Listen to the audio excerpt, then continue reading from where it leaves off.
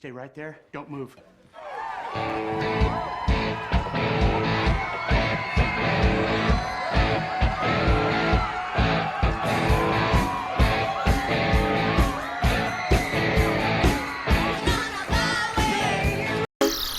Halo guys, welcome back to my channel dari seorang gitaris gagal yang hobi kali sama musik rock sambil ngopi sembari rokok. Oke, let's rock. Band hard rock, AC/DC, dibentuk kakak beradik Angus Young dan Malcolm Young, gitaris pada 1973. Mereka berdua kemudian merekrut Larry Van Crete, basis, Dave Evans, vokal, dan Colin Burgess, drummer. Setelah terkumpul formasi tersebut, mereka berkeliling Australia untuk manggung dari satu tempat ke tempat lainnya. Karena tak membuahkan hasil, Young bersaudara kembali merombak personil. Bon Scott menggantikan Dave Evans, Phil Rudd menggantikan Colin dan Mark Evans menggantikan Larry.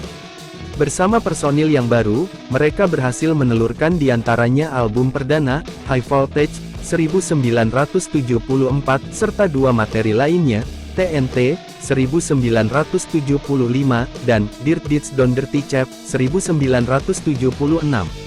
AC/DC kemudian mengadakan tur ke berbagai negara seperti Australia, Inggris dan Amerika. Sayang di awal 1977, Mark Evans hengkang dari AC/DC. Posisinya lalu digantikan oleh Cliff Williams. Dengan bergabungnya Cliff, mereka merilis album, Let There Be Rock, 1977. Powerwreck, 1978, dan Highway to Hell, 1978.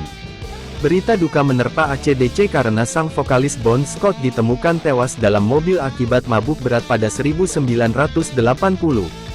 Mereka kemudian merekrut Brian Johnson untuk mengisi posisi vokalis. Album, Back in Black, 1980, lantas dirilis sebagai bentuk penghormatan atas Scott. Album yang berisi tentang perasaan sedih dari para personil ini sukses berat dan terjual 42.000 kapi. Selanjutnya mereka kembali mengeluarkan album, For Those About to Rock We Salute You, 1981. Lagi-lagi AC/DC harus kehilangan member. Kali ini sang drummer, Phil Rudd, harus hengkang. Posisinya kemudian digantikan oleh Simon Wright. Meski sering berganti personil, AC/DC produktif dalam merilis album baru diantaranya, Fly on the Wall, 1000. Album yang terdiri dari 15 lagu ini berhasil menjuarai chart musik berbagai negara. Kiprah AC/DC semakin diakui lewat album kompilasi untuk soundtrack film Iron Man 2. Sederet lagu hits seperti Shoot to Thrill, Rock and Roll Damnation, Guns for Hire, dan TNT dimasukkan ke album tersebut.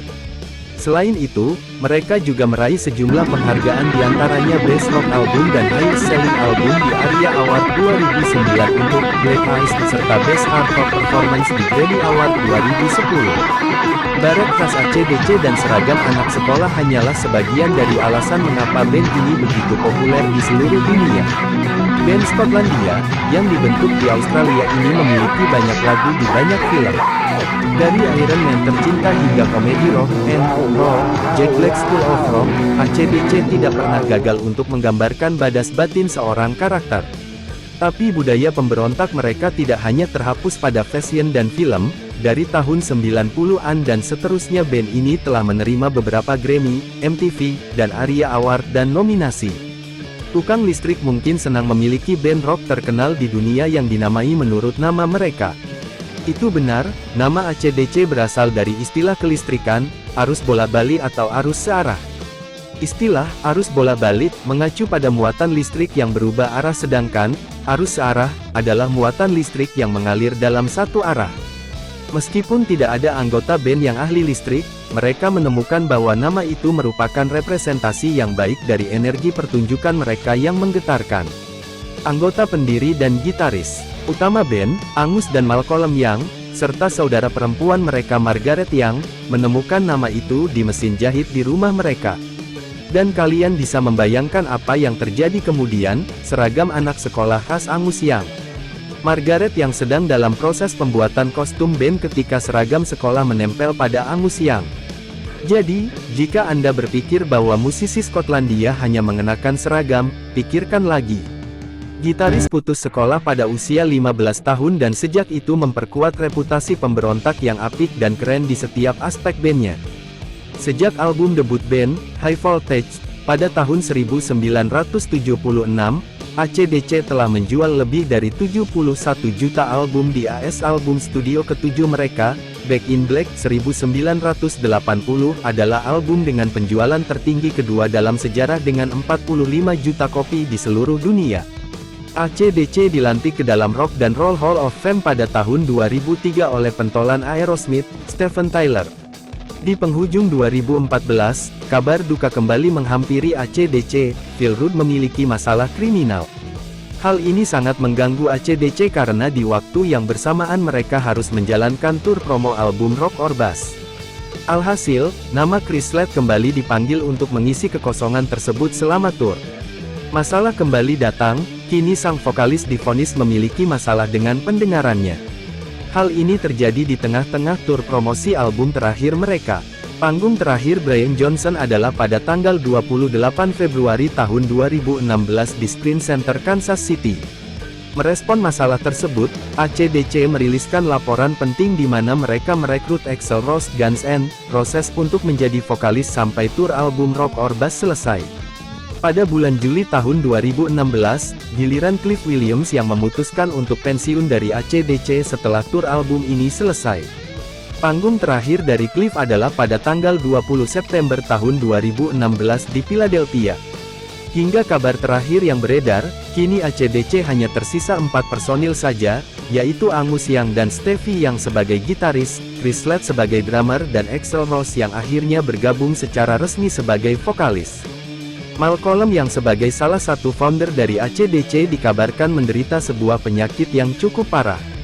Malcolm pun secara resmi berhenti ketika meninggal dunia pada tanggal 18 November tahun 2017. Posisi gitaris pun diambil alih oleh keponakan langsung dari Malcolm, yaitu Stevie Young. Di akhir riwayatnya, Malcolm tengah berjuang melawan demensia penurunan kemampuan fungsi otak yang dideritanya. Ia pun akhirnya istirahat total dari panggung sejak April tahun 2014. Terakhir kali Malcolm tampil live bersama AC/DC di panggung adalah saat konser di Bilbao, Spanyol Juni tahun 2010.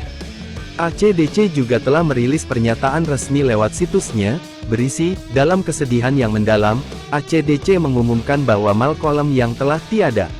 Malcolm, bersama Angus, adalah pendiri dan kreator AC/DC. Dengan dedikasi dan komitmen yang sangat besar, ia merupakan motor di belakang band. Sebagai seorang gitaris, pencipta lagu, dan visioner, ia adalah pria yang perfeksionis dan unik. Ia selalu teguh pada pendiriannya serta melakukan apa yang memang ia inginkan. Ia sangat bangga dengan semua kerja kerasnya. Loyalitasnya kepada para penggemar sungguh tak tertandingi. Malcolm yang disebut-sebut sebagai salah satu gitaris lead terbaik sepanjang masa. Ia merupakan kakak dari Angus Young, sang gitaris lead AC/DC. Malcolm memiliki peran yang sangat besar dalam band. Ia disebut sebagai motor dan pemimpin awak AC/DC, serta turut menjadi pencipta lagu membantu Angus. Rest in peace, Malcolm. Sekian, terima kasih. See you.